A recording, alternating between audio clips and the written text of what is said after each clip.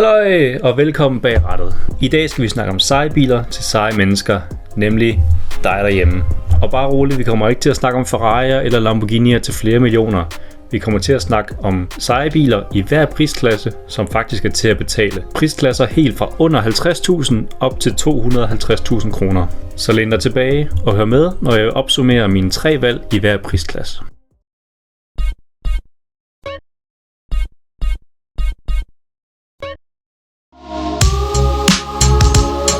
C2 VTS.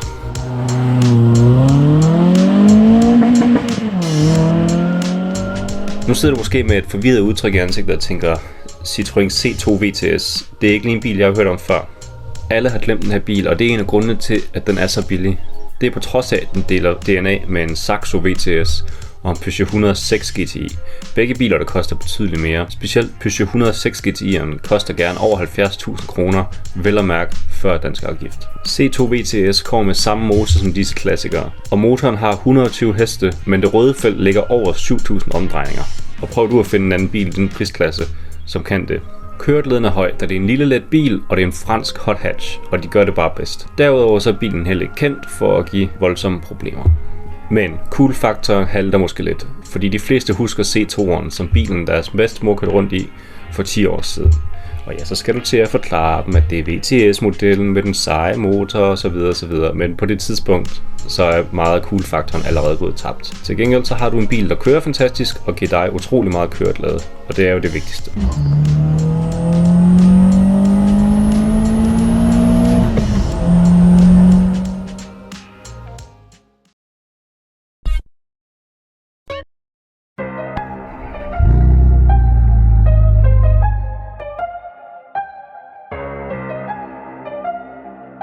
Gamle 3 og 5 serie BMW'er.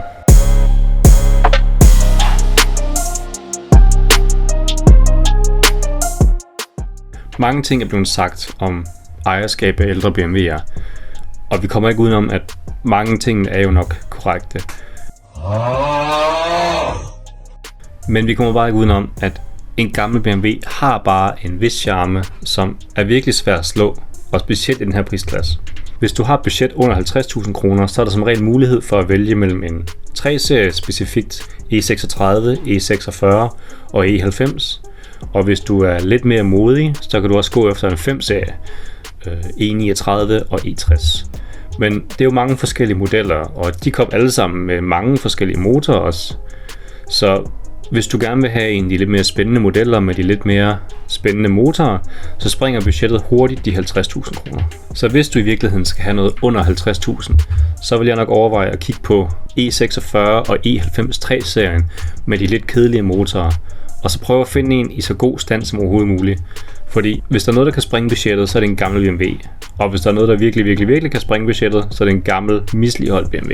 Men hvis du alligevel går og drømmer om at lave donuts i en industripark om natten, så bør du undersøge grundigt, hvad du skal kigge på den specifikke model, inden du kaster dig ud i det. Og hvis du ikke har så godt styr på din mekanik, så bør du enten overveje at kigge på noget andet, eller gør dig klar til at lære. For den rigtige køber er en ældre BMW stadig en af de bedste køreoplevelser, du kan få for pengene. Du får baghjulstræk, mange valgmuligheder af modeller og motorer, og så får du en bil, der altid er klar på ballade.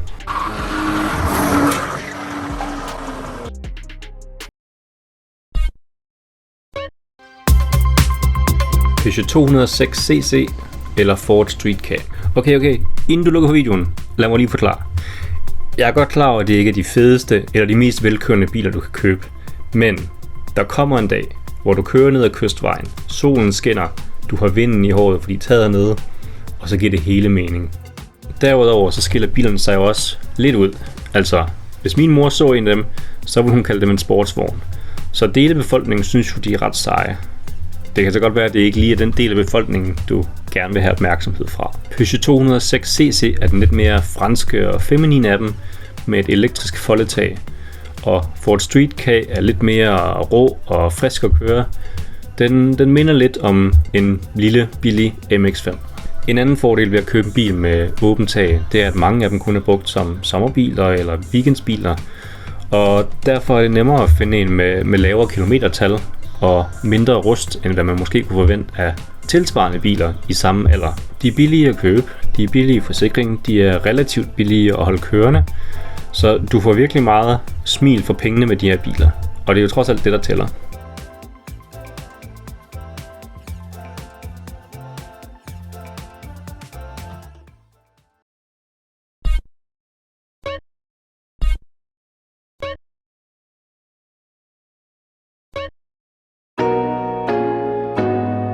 Mazda MX-5 NANB. Okay, du vidste den kom på et tidspunkt. MX-5 vil altid dukke op på de her lister. Bilen gør bare så mange ting så godt. Altså, hvis du vil have en trackday-bil, så køb en MX-5. Hvis du vil have en bil med baghjulstræk, der er let og fantastisk at køre, køb en MX-5. Hvis du gerne vil have en bil, du kan skrue på og tune og gejle, MX-5. Vil du gerne have en lækker cabriolet til at køre ned på stranden søndag aften og hente en is, MX-5. Bilen gør bare så mange ting så godt, at det er svært at anbefale meget andet, og specielt i det her prisleje. Der er dog nogle forbehold, som gør, at eje en ældre MX-5 til dagligdags brug kan være lidt besværligt. Vi kommer ikke udenom, det er jo ikke den mest praktiske bil. Du har 2 sæder. Vinterkørsel er et no-go, medmindre du plades med eller har dybe lommer. Og den er jo ikke den bedste motorvejscruiser. Altså, hvis du kører 130, så skriger motoren med over 4.000 omdrejninger. Men på den positive side, så er den nem at skrue på, hvis du er en hobbymekaniker. Dele til bilen er billige og let tilgængelige. Motoren er skudsikker, og så elsker den også bare at få nogle tæsk. Så hvis du kan leve med de ting, så får du en af de bedst kørende biler, og ikke bare den her prisklasse, men generelt. Og det er også derfor, at der står en MX-5 i min indkørsel, og jeg har ikke fortrudt mit valg.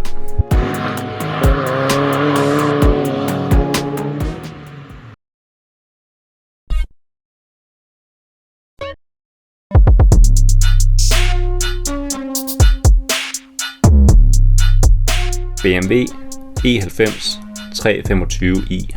Hvis denne bil var et album, så ville det være BMW's Greatest Hits. Du får en række 6'er med ren sug. Du får baghjulstræk. Du får rig mulighed for manuel gearkasse. Det her, det er fra den gang, hvor BMW's slogan var Ultimate Driving Machine, og det rent faktisk betød noget. N52-motoren er en af BMW's bedre motorer. Den er kendt for at kunne køre for evigt, hvis du passer på den. Men det er stadigvæk en ældre BMW, så husk nu at sætte penge til side til vedligeholdelse. Bilen er også begyndt at ramme en prisklasse nu, hvor den potentielt kan være misligholdt og misbrugt, så derfor er det vigtigt, at du overvejer, hvem du køber den fra. Derudover så kommer bilen også i mange former. Du kan få den som sedan, coupé, cabriolet eller stationcar, så der er rig mulighed for at få den her kombination med motor og drivlinjen i en form, der passer dig og dit liv. Så hvis du har en forsmag til tyske, så vil jeg mene, at E90 325i-serien har fået den perfekte alder. Den er moderne nok til, at du ikke mangler noget udstyr eller komfort, men den er også gammel nok til, at den leverer en køreoplevelse, som nye biler bare ikke kan levere længere.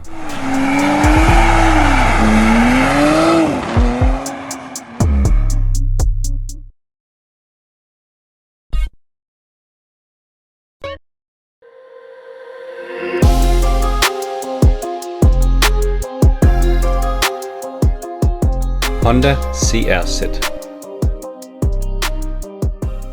Okay, lidt et sært valg måske, men Honda CRZ har længe været et sort får blandt entusiastbiler. Så hvorfor anbefaler jeg en CRZ? Jo, det gør jeg, fordi at du får en entusiastbil uden mange af omkostningerne og problemerne, der ofte kommer med at eje sådan en. Det er jo trods alt en Honda, så den er pålidelig og driftsikker. Fordi det er en hybrid, så får du god brændstofsøkonomi og en grøn ejerafgift, der ligger på under 1000 kroner om året. Men det, der gør den unik, det er stylingen. Jeg synes, den ser skide godt ud. Og så får du en meget sjælden bil, man ikke ofte ser på de danske veje. Altså hver gang jeg ser en CRZ på vejene, så drejer jeg hovedet en ekstra gang. Derudover så er det en af de eneste hybrider med manuel gear, og det gør den lidt sjov at køre i. Så hvis du gerne vil have noget, der er pålideligt og driftsikkert og billige omkostninger, men stadigvæk er unik og cool og skiller sig ud, så er Honda CRZ en rigtig stærk mulighed.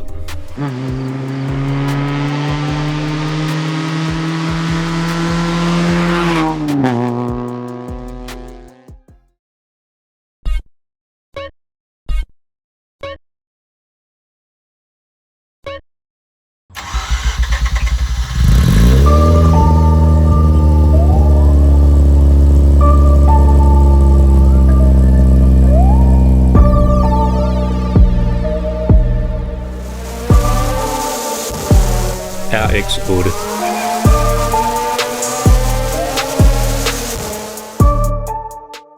Se, her har vi en bil, der har et ry, og det er ikke uden grund. Mazda har i mange år forsøgt at lave en sportsvogn med vankelmotor, og det her det var deres aller sidste forsøg, inden at lovgivningen gjorde det umuligt at fortsætte. Og hvis du ikke ved, hvad en vankelmotor er, så i stedet for en traditionel motor, hvor det er cylinder og stempler, der kører op og ned, så er det her en trekant, der snurrer rundt. Og på papiret er det genialt, fordi du får en let, kompakt motor, der er utrolig simpel i design. Til gengæld så drikker den benzin og olie, som en studerende drikker fredagsøl. Den har ingen bundtræk, og så er den utrolig skrøbelig. Så motoren er både den største styrke og den største svaghed, og grunden til, at bilen er så billig den dag i dag. Men køreoplevelsen, den leverer, er bare helt unik. Fordi motoren er så lille og kompakt, så sidder den gennem vægt langt nede og langt inde i bilen. Kombiner det med baghjulstræk og et chassis fra guderne, og så har du en køreoplevelse ud over det sædvanlige, når den virker. Men vankelmotoren i sig selv er jo også bare en helt unik oplevelse. Den snurrer op til 9000 omdrejninger, og så leverer den bare en lyd og en følelse, som ingen stempelmotor kan kopiere. Men det er vigtigt at vide, hvad du går ind til.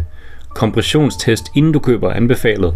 Du skal være konstant over oliestanden i bilen, fordi fra fabrikken er den designet til at forbruge olie. Og så skal du køre den hårdt, bogstaveligt talt, fordi ellers kommer der sod i maskineriet. Der er mange RX-8'er derude i verden, der har ca. 100.000 km, hvor motoren er et stort spørgsmålstegn. Pas på med dem. Et af de bedre råd det er at købe en, hvor motoren allerede er færdig, billigt, og så skifte den selv, eller købe en, hvor motoren er skiftet, hvor der er dokumentation på det med kompressionstal. Som Piet sagde, den der intet våger, intet vinder.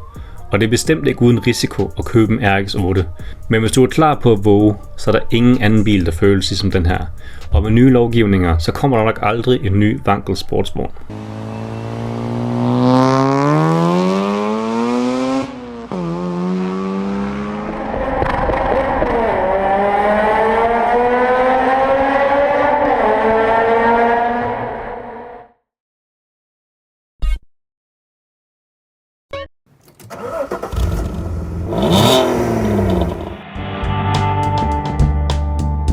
Alfa Romeo GT 3,2 liters V6.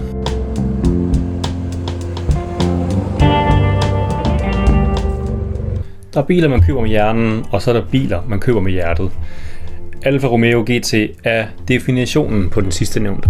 Hvis du går og drømmer om en fuldblods italiensk sportsvogn, så tjekker Alfa Romeo GT rigtig mange af boksene. Du får den sidste Alfa Romeo designet af Bertone, og så får du en motor med karakter i lange baner. Det er nemlig deres legendariske Busso V6 motor. Alfa Romeo GT var faktisk en af de sidste biler, der kom med Busso V6 motoren, og det er måske endda den bedste udgave af den. Så bilen er bestemt en fuldblods italiensk sportsvogn, og det kommer mange glæder. Men som du nok også godt ved, så kommer der også noget drift og vedligeholdelse. Bilen er ikke billig i drift, og dele kan være svært at finde til den. Så det kræver, at ejeren er villig til at investere tid og kærlighed i bilen. Så hvis du har drømme om en italiensk sportsvogn, så får du her klassisk italiensk design, legendarisk italiensk motor og sjæl, som ingen tyske eller japanske bil kan matche. Og så ser det jo heldigvis stadig godt ud, når den står på indkørslen i stykker.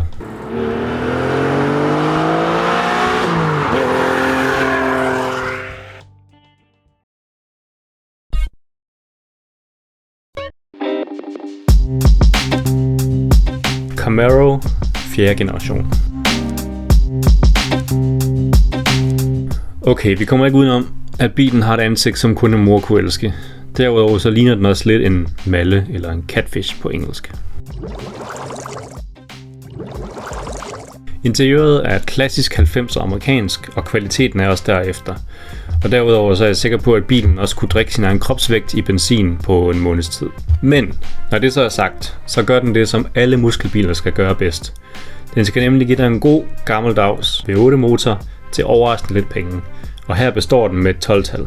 Den kan enten fås med en LT1 motor eller en LS1 motor, og det er den sidste nævnte, du virkelig gerne vil have. Motoren er delt med Corvetten fra sin tid. Corvetten er bare betydeligt dyrere, hvis du gerne vil have den. De skarpeste amerikanske hoveder formåede at klemme 275 hestekræfter ud af de tidlige LT1 motorer. Men den mere moderne LS1 motor, som kom i de senere modeller, havde lidt mere respektabelt 310 hestekræfter på papiret. I virkeligheden havde den nok 350 hestekræfter, men de løj omkring hestekræftertallet, fordi de ikke ville have, at den skulle konkurrere for meget med Corvetten. Man kan tilgive meget, når man sidder i en bil med en V8 motor og over 300 hestekræfter til under 150.000 kroner. Men hvis du gerne vil have en 4. generations Camaro, så bliver du også nødt til at tilgive meget. Yep.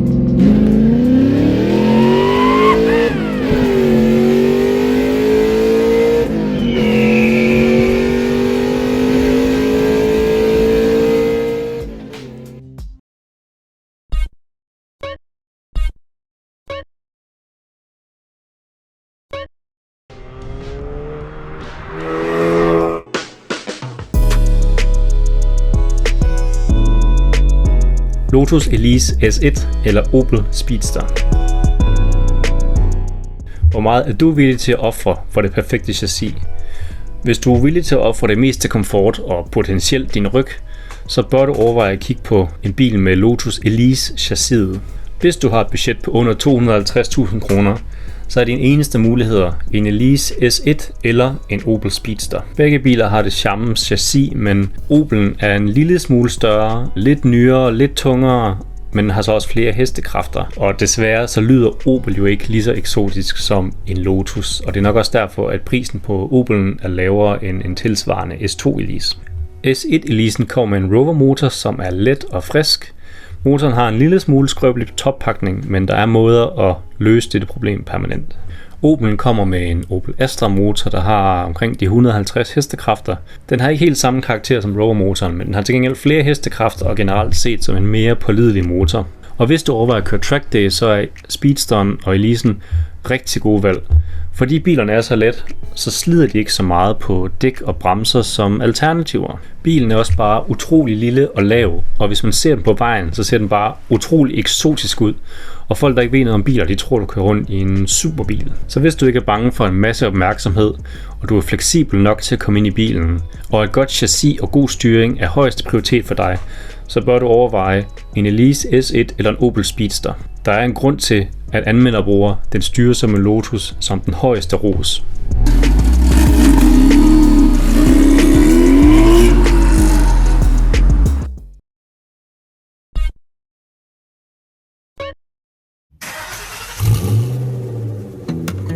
Ford Mustang V8.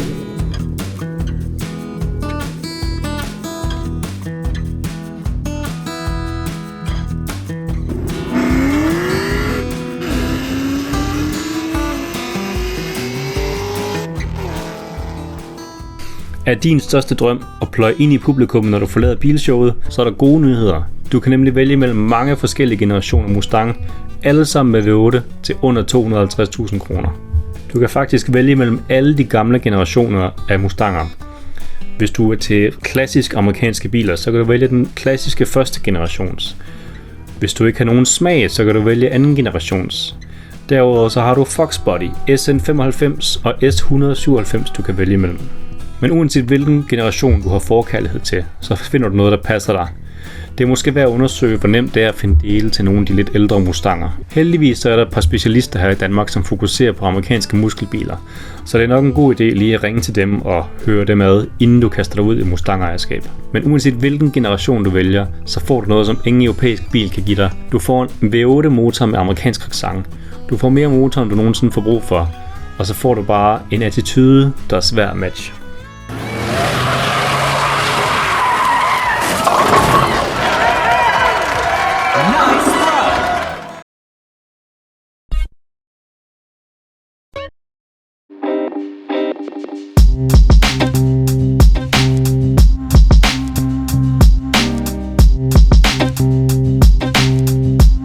Porsche Boxster 986.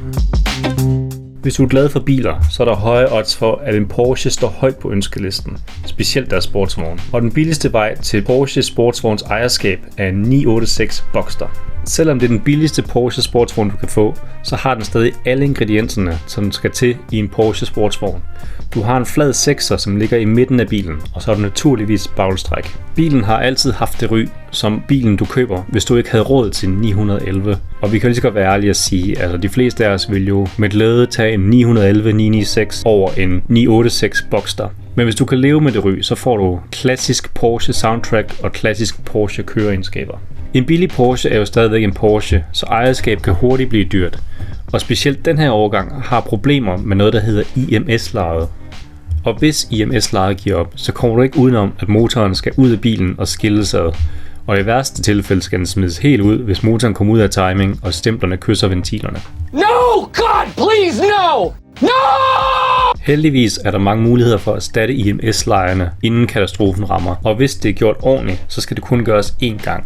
Så hvis du er ude efter en Porsche i den her årgang, så tjek om IMS-lejet er blevet skiftet. Hvis det er gjort, så nyd de 6 cylinder, der synger, vinden i håret, og at du har mulighed for at sige til folk, jeg har en Porsche.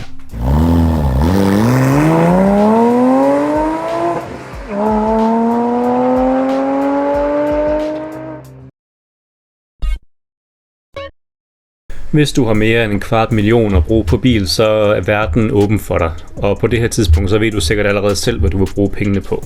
Men hvis du nåede her til i videoen, så tusind tak, fordi du så med. Hvad synes du om min valg? Synes du, det var spændende? Var der noget, du ikke havde tænkt på selv? Skriv det gerne i kommentarerne, så fortsætter vi diskussionen dernede. Og ellers, hvis du har lyst til at se mere, så må du meget gerne abonnere og eventuelt like den her video. Ellers så ses vi næste gang bag rattet.